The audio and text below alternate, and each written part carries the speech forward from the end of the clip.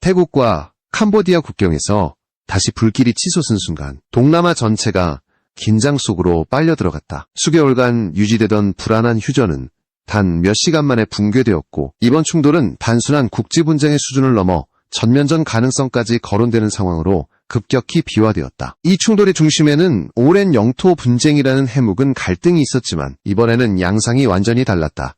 태국 정부는 새벽 시간대를 선택해 공습을 단행했다. 태국 측 설명에 따르면 캄보디아군이 먼저 포격을 가했고 태국군 병력 사상자가 발생하자 더 이상 인내할 수 없다는 판단을 내렸다는 것이다. 태국 총리는 대국민 연설을 통해 이번 작전이 단순한 보복이 아니라 국가 주권과 영토를 지키기 위한 불가피한 선택이라고 못 박았다. 더 이상의 협상은 없으며 캄보디아의 군사적 위협이 제거될 때까지 작전을 멈추지 않겠다는 발언은 사실상 전면 충돌을 각오한 선언에 가까웠다. 이번 사태가 주목받는 이유는 단순히 국경에서 총성이 오갔기 때문이 아니다. 태국군이 공개적으로 밝힌 작전 목표는 캄보디아의 군사력을 단기간에 무력화시키는 것이었고 이는 과거 분쟁과는 차원이 다른 접근이었다. 특히 태국 공군이 투입한 전력이 국제사회의 시선을 집중시켰다. 태국 공군의 주력 전투기 F-16이 실전에서 본격적으로 움직이기 시작했기 때문이다. 외신 카메라에 포착된 장면은 상징적이었다. F-16에서 투하된 폭탄이 국경 인근 시설을 정밀하게 타격하는 모습은 이번 충돌이 단순한 경고 사격이 아니라 철저히 준비된 군사작전임을 보여주었다. 태국 측은 해당 시설이 민간 카지노로 위장된 캄보디아군의 지휘 거점이자 군수품 보관소였다고 주장했다. 이 주장이 사실이라면 태국군은 첫 타격부터 캄보디아의 지휘체계를 정조준한 셈이다.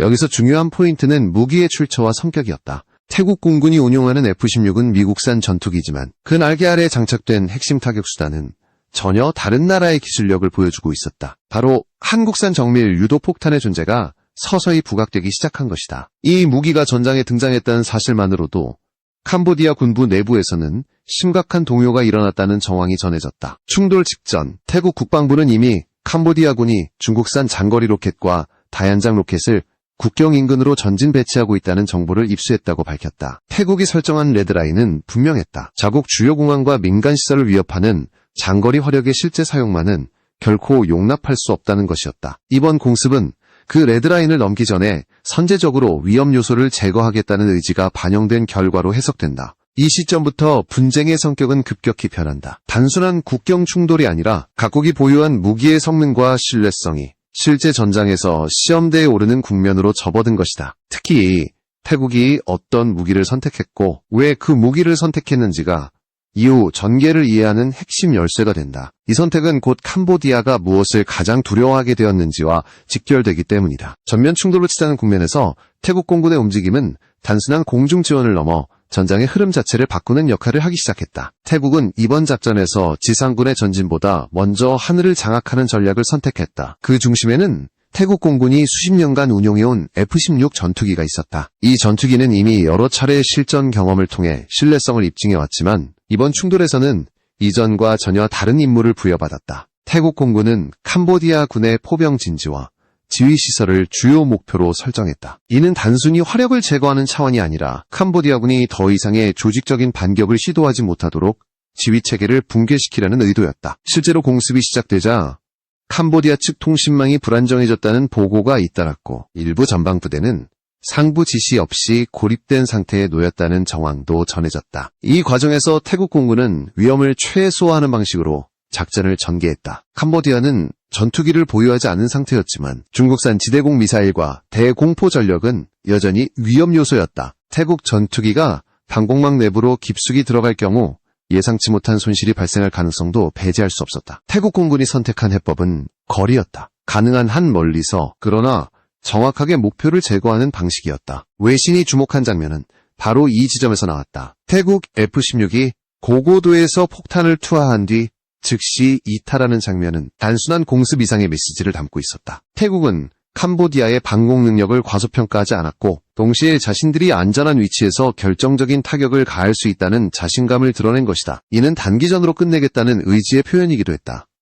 특히 공습 대상 중 하나로 지목된 시설은 상징성이 컸다. 민간 시설로 알려져 있던 건물이 실제로는 군 지휘 거점과 군수물자 저장소로 활용되고 있었다는 태국 측 주장은 국제사회의 시선을 한순간에 집중시켰다. 만약 이 주장이 사실이라면 캄보디아는 민간 시설을 방패로 삼아 군사활동을 벌여왔다는 비판을 피하기 어려운 상황에 놓이게 된다. 이 공습 이후 캄보디아 군부 내부의 분위기는 급격히 달라졌다고 전해진다. 태국의 공중 타격이 반복될 수 있다는 인식은 병력 사기와 지휘 안정성에 직접적인 타격을 주었다. 특히 캄보디아는 하늘에서 대응할 수단이 사실상 없는 상태였기 때문에 방어는 지상과 방공 전력에 전적으로 의존할 수밖에 없었다. 바로 이 지점에서 새로운 공포가 등장한다. 단순한 자유낙하 폭탄이 아니라 장거리에서 투하되어도 목표를 정확히 찾아가는 정밀 유도 폭탄의 존재가 본격적으로 거론되기 시작한 것이다. 캄보디아 군부가 가장 경계하기 시작한 무기는 더 이상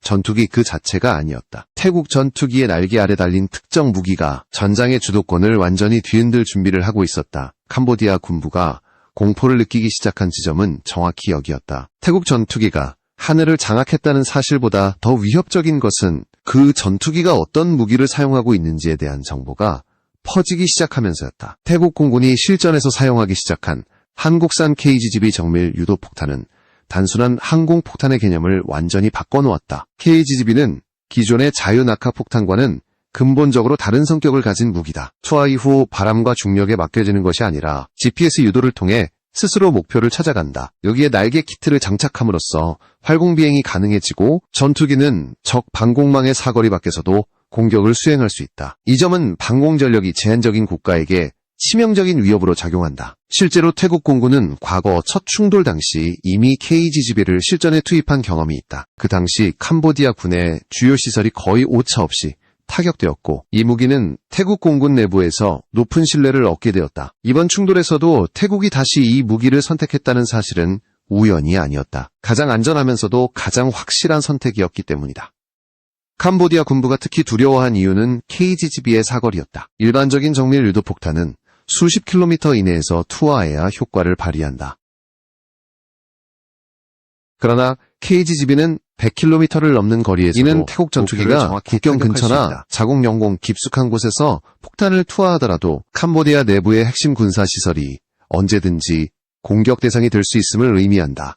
이 무기의 존재가 알려지자 캄보디아 내부에서는 단순한 군사적 위협을 넘어 정치적 불안감까지 확산되기 시작했다. 캄보디아는 오랜 기간 특정 권력 핵심 인물 중심으로 국가 운영이 이루어져 왔고 지휘시설과 주요 거점 역시 제한된 지역에 집중되어 있다. KGGB는 바로 이런 구조적 약점을 정면으로 파고드는 무기였다. 더 큰 문제는 방어수단이었다. 캄보디아가 의존하고 있는 중국산 방공체계는 이론상 중거리 방어 능력을 갖추고 있지만 실제 전장에서의 성능에 대해서는 이미 여러 차례 의문이 제기된 바 있다. 저고도에서 접근하는 드론조차 완벽하게 차단하지 못한 사례들이 알려지면서 고도와 방향을 유연하게 바꾸는 활공폭탄을 요격할 수 있을지에 대한 신뢰는 더욱 낮아졌다. 결국 KGGB는 단순한 무기 하나가 아니었다. 그것은 태국이 선택한 전쟁 방식이었고 캄보디아에게는 대응책이 마땅치 않은 새로운 차원의 위협이었다.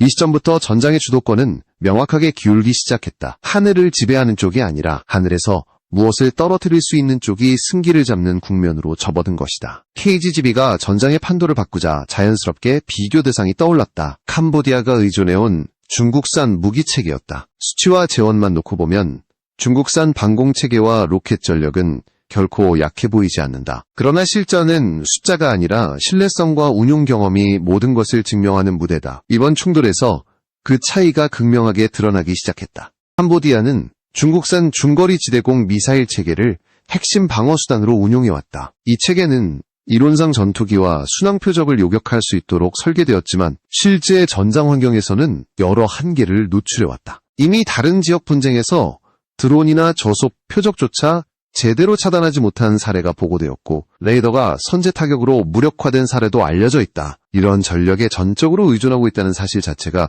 구조적인 취약점이었다. 반면 태국이 선택한 한국산 무기체계는 전혀 다른 평가를 받아왔다. KGGB는 실전 투입 이전부터 반복적인 시험과 운용 검증을 거쳤고 실제 전장에서 사용된 이후에는 결과로 신뢰를 입증했다. 목표 명중률, 장거리 활공 능력, 전자 방해 환경에서도 유지되는 정확성은 종이 위의 재원이 아니라 현실의 성과였다. 중국산 방공체계의 가장 큰 문제는 대응 시간과 유연성이다. 활공폭탄은 전통적인 탄도 궤적과 다르게 접근한다. 고정된 요격 논리로는 대응이 어렵고 레이더와 지휘체계가 순간적으로 혼란에 빠질 가능성이 크다. 태국 공군이 멀리서 폭탄을 투하하고 즉시 이탈하는 전술을 반복할수록 캄보디아 방공망은 점점 의미를 잃어갔다. 여기에 심리적 요인이 더해졌다. 중국산 무기는 수입 당시에는 강력한 억제력을 약속받지만 실제로 방어에 실패했을 때 그 충격은 배가 된다. 한 번 뚫린 방공망은 병사들에게 더 이상 믿을 수 있는 방패가 아니다. 반대로 태국군은 한국산 무기가 실전에서 기대한 성능을 그대로 보여주자 공중작전에 대한 자신감을 빠르게 회복했다. 이 격차는 단순한 기술 문제를 넘어 전략의 문제로 이어졌다. 캄보디아는 방어를 전제로 한군 구조를 유지해왔지만 태국은 장거리 정밀 타격을 기반으로 한 선제 억제 전략을 선택했다. 공격을 막는 전쟁과 공격으로 제압하는 전쟁의 차이가 그대로 드러난 것이다. 이 시점에서 캄보디아 군부가 직면한 현실은 냉혹했다. 방공망은 완벽하지 않았고 반격할 공군 전력은 존재하지 않았다. 반면 태국은 하늘에서 안전한 거리를 유지한 채 필요할 때마다 정확한 타격을 가할 수 있는 수단을 확보하고 있었다. 전쟁의 저울은 이미 한쪽으로 크게 기울고 있었고 그 다음 단계는 공중 우세를 넘어 지상 전력까지 압박하는 국면으로 향하고 있었다. 공중에서의 우세가 확실해지자 태국군의 시선은 자연스럽게 지상으로 향했다. 하늘에서 압박을 가하는 것만으로도 전장의 주도권은 확보할 수 있었지만 태국은 그 상태를 장기적으로 유지하기보다는 단기간에 결정적인 격차를 벌리는 전략을 선택했다. 2단계에서 등장한 전력이 바로 FA-50과 K-16 쿠령이었다. FA-50은 외형만 보면 경공격기에 가깝지만 이번 국면에서 그 가치는 전혀 다른 방식으로 드러났다. 고고도 고속에서 강점을 가진 F-16과 달리 FA-50은 저고도에서의 안정성과 기동성이 뛰어나다. 이는 방공망이 완전히 무력화되지 않은 상태에서도 지형을 활용해 유연하게 작전을 수행할 수 있다는 의미다. 태국 공군은 FA-50을 전면에 내세우기보다 F-16의 타격 이후 남은 표적을 정밀하게 정리하는 역할로 활용할 수 있는 선택지를 확보한 셈이었다. 캄보디아 입장에서 가장 불리한 점은 대응 수단의 부재였다. 공중 요격, 전력 자체가 없는 상황에서 저고도로 접근하는 항공기를 효과적으로 막아낼 방법은 제한적일 수밖에 없다. FA-50이 본격적으로 투입될 경우 캄보디아의 레이더와 방공자산은 더욱 세밀한 압박을 받게 된다. 이는 단순한 폭격이 아니라 남아있는 감시와 지휘 기능을 하나씩 제거하는 과정으로 이어진다. 지상 전력 측면에서도 태국은 분명한 우위를 확보하고 있었다. 태국이 보유한 K-136 쿠령 다연장 로켓은 국경 분쟁 지역에서 결정적인 역할을 수행할 수 있는 자산이다. 대량의 로켓을 짧은 시간 안에 쏟아부을 수 있는 이 체계는 고정된 포병 진지와 병력 집결지를 순식간에 무력화시키는 데 특화되어 있다. 공중타격으로 지휘 체계가 흔들린 상태에서 이러한 화력이 더해질 경우 방어선은 버티기 어렵다. 특히 K-136 쿠령의 운용 개념은 캄보디아의 방어 구조와 정면으로 충돌한다. 캄보디아군은 특정 지역의 병력과 화력을 집중 배치하는 방식에 의존해 왔는데 이는 대량 포격 앞에서는 오히려 약점이 된다. 한번 위치가 노출되면 회피할 시간조차 없이 타격을 받게 되기 때문이다. 이처럼 FA-50과 K-136 쿠령의 조합은 단순한 무기 나열이 아니었다. 공중에서의 정밀 타격으로 지휘와 방공을 마비시키고 적어도 항공기와 지상 화력으로 남은 저항을 압박하는 구조였다. 이는 단기 충돌을 염두에 둔 전형적인 속전속결 전략에 가깝다. 2단계에 이르러 전쟁의 성격은 더욱 명확해졌다. 태국은 단순히 맞대응하는 것이 아니라 상대가 회복할 시간을 주지 않는 방식으로 전장을 설계하고 있었다. 이제 남은 질문은 하나였다. 이러한 전력 격차가 동남아 전체 안보 환경에 어떤 파장을 불러올 것인가였다. 전쟁의 마지막 국면에서 가장 중요하게 떠오른 것은 단순한 승패가 아니었다. 이번 충돌이 남길 장기적 파장과 동남아 안보 질서에 던지는 메시지가 핵심이었다. 태국과 캄보디아의 국경에서 벌어진 이 충돌은 규모만 놓고 보면 제한적이었지만 그 안에 담긴 의미는 결코 작지 않았다. 태국은 이번 작전을 통해 분명한 신호를 보냈다. 자국 영토와 핵심 시설을 위협하는 움직임이 포착될 경우 주저없이 선제적이고 결정적인 대응에 나설 수 있다는 점이다. 특히 장거리 정밀 타격 능력을 앞세운 공중우세 전략은 주변 국가들에게도 강한 인상을 남겼다. 이는 단순한 군사행동이 아니라 억제 전략의 실질적인 시연에 가까웠다. 캄보디아 입장에서 이번 사태는 뼈아픈 교훈으로 남을 수밖에 없다. 방공체계와 지상전력에 대한 과신, 그리고 공군 전력의 부재가 어떤 결과로 이어지는지가 명확히 드러났기 때문이다. 특정 국가의 무기체계에 의존하는 방식이 실제 전장에서 얼마나 위험할 수 있는지도 여실히 보여주었다. 한번 신뢰가 무너진 방어체계는 전쟁이 끝난 뒤에도 쉽게 회복되지 않는다.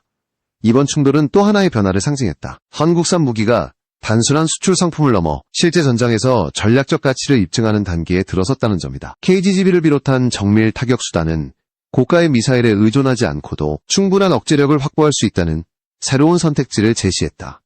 이는 군사 예산이 제한된 국가들에게 매우 현실적인 대안으로 다가올 수밖에 없다. 동남아 전체로 시야를 넓히면 이번 사태는 지역 내 군비 균형에 영향을 미칠 가능성이 크다. 공군 전력과 정밀 타격 능력의 중요성이 다시 한번 강조되면서 주변 국가들 역시 기존 전력 구조를 재검토할 수밖에 없는 상황에 놓이게 된다. 단순히 병력 수나 장비 수량이 아니라 어떤 무기를 어떻게 운용하느냐가 전쟁의 결과를 좌우한다는 사실이 명확해졌기 때문이다. 결국 이번 충돌의 본질은 한 가지 질문으로 귀결된다. 미래의 전장은 누가 더 많은 무기를 보유하느냐가 아니라 누가 더 정확하고 안전한 거리에서 상대의 핵심을 타격할 수 있느냐의 싸움이라는 점이다. 한국과 캄보디아 국경에서 벌어진 이 사건은 그 질문에 대한 가장 현실적인 답을 보여주는 사례로 남게 될